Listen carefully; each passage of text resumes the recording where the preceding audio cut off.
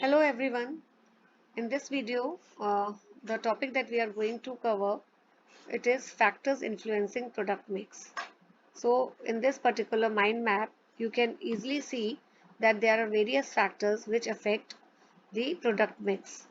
First is market demand, second advertising and distribution factors, third use of residuals, then competitors action, full utilization of marketing capacity, goodwill of the company, quantity of production, and cost of product. Let's study each factor one by one. So first one is market demand. What is the meaning of this particular thing? Market demand basically product की कितनी demand है वो उसके basis में firm या manufacturer decide करता है कि कितना प्रोडक्ट मैन्युफैक्चर करना चाहिए. अगर प्रोडक्ट की मार्केट में डिमांड है तो it is a big incentive for the manufacturer to manufacture the product. If the product is not having demand, then the manufacturer will not continue with the production.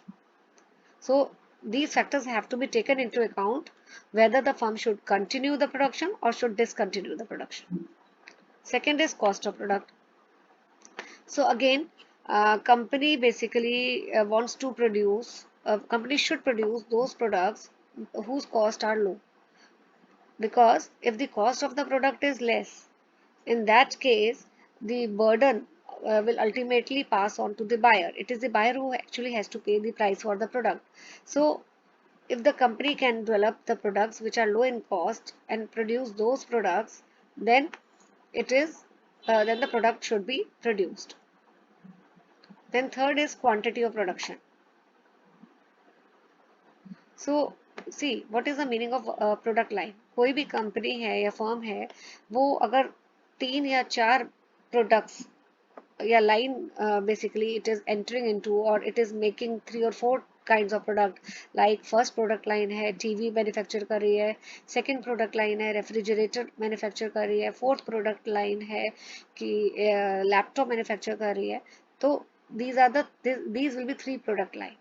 तो company ये अगर इन 3 product line में एक और new addition भी कर सकती है अगर जो न्यू प्रोडक्ट है वो लार्ज स्केल में उसकी production.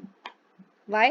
Because it is always beneficial. अगर कोई भी नया प्रोडक्ट है उसकी प्रोडक्शन लार्ज स्केल में है तो क्या कंपनी को बेनिफिट मिलेगा? जब भी लार्ज स्केल प्रोडक्शन होती है तो cost per unit will be less. Cost per unit less होगी तो कंपनी का प्रॉफिट भी ज्यादा होगा और कस्टमर्स या बायर्स के ऊपर बर्डन भी कम पड़ेगा. Then advertising and distribution factors. See, अगर कोई भी कंपनी है वो ऑलरेडी मार्केट में बहुत अच्छी रेपुटेशन उसकी है, like Tata has a good reputation in the market. Every customer believes that it is Tata exists for the customer. It is not going to cheat the customer by charging high price. In that case, अगर टाटा को कोई अपना नया product launch करना है तो उसको उतने एडवर्टाइजिंग या डिस्ट्रीब्यूशन एफर्ट्स नहीं करने पड़ेंगे because it is already advertising some of the products. So with already those advertising which are already prevailing or they can advertise their new product also, so the cost or the efforts will be less. Then use of residual. See, अगर कोई भी product बनाते हुए है there are some leftover या residual जो रह जाते हैं और कंपनी उन रेजिडुअल से कोई नया प्रोडक्ट बाय प्रोडक्ट डेवलप कर सकती है तो it should definitely go for the production of that new product. ठीक है, क्योंकि इससे एक तो वेस्ट भी मिनिमाइज हो जाएगा और उस रेजिडुअल से कंपनी नए प्रोडक्ट्स बाय प्रोडक्ट्स बना सकती है.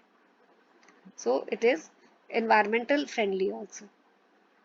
Then competitors action. डेफिनेटली कोई भी नया प्रोडक्ट कंपनी को बनाना है या नहीं बनाना वो डिपेंड करता है कि कॉम्पिटिटर्स का क्या मूव है मार्केट में. अगर there is lot of competition in the market और फर्म को लगता है कि वो अपना नया प्रोडक्ट अगर वो ला रही है और कंपटीशन नहीं सर्वाइव कर पाएगी तो it has to think twice before going with the production. But if the company is strong enough to face the competition then it should go ahead with the production. Full utilisation of marketing capacity. See, अगर company के existing कुछ resources हैं वो properly utilise नहीं हुए तो company को उन रिसोर्सेज को डेफिनेटली यूटिलाइज करना चाहिए and with those that capacity the company can make the new product. Like अगर कंपनी के पास suppose 200 एम्प्लॉयज है, ठीक है, और एक्चुअली में रिक्वायरमेंट है 80 एम्प्लॉयज़ की, तो 120 सरप्लस एम्प्लॉयज़ हैं, उसको हम बोलेंगे अनयूटिलाइज्ड कैपेसिटी। तो उन 120 एम्प्लॉयज़ को कहीं और एम्प्लॉय करके कंपनी नया प्रोडक्ट बना सकती है, तो it should then definitely use that unused capacity. Then goodwill of the company, it is also very important कि कंपनी की अगर रेपुटेशन मार्केट में अच्छी है तो न्यू प्रोडक्ट कंपनी को लॉन्च करने में कोई भी डिफिकल्टी नहीं होगी, इट कैन, बिकॉज कस्टमर का ट्रस्ट ऑलरेडी बिल्ड हो गया।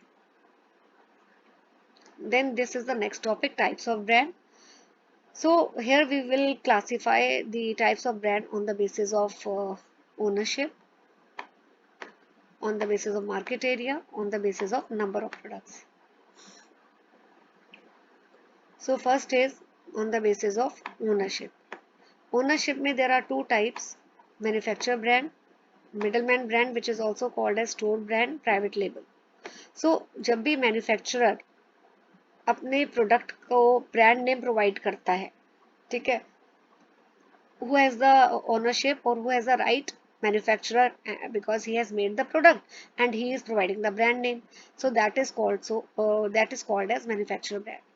But in the case where it is not manufacturer who is giving the brand name, it is middlemen who basically give the brand name to the product, that is called as middleman brand. Next, market area.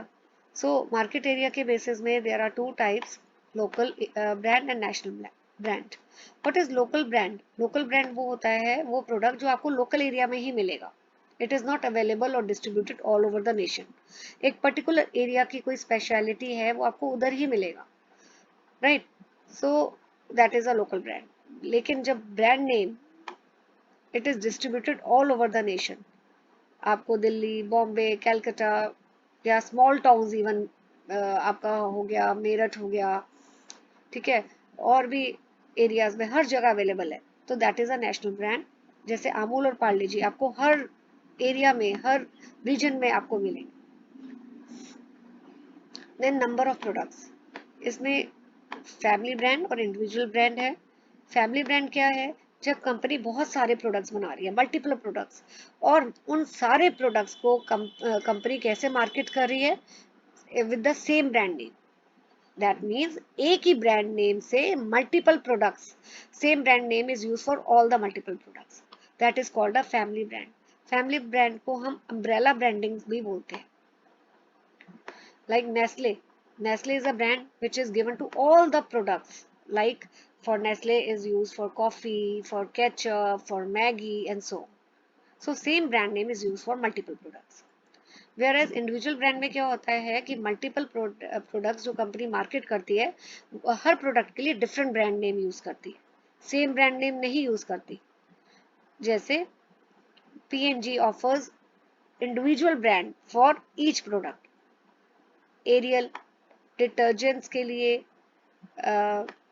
Aerial और Tide है, ठीक है. Oral B for dental hygiene के लिए, dental hygiene जो product है उसके लिए कौन सा ब्रांड यूज हो रहा है? Oral B. Then beauty products के लिए Olay. So different brand name for different products. Thank you.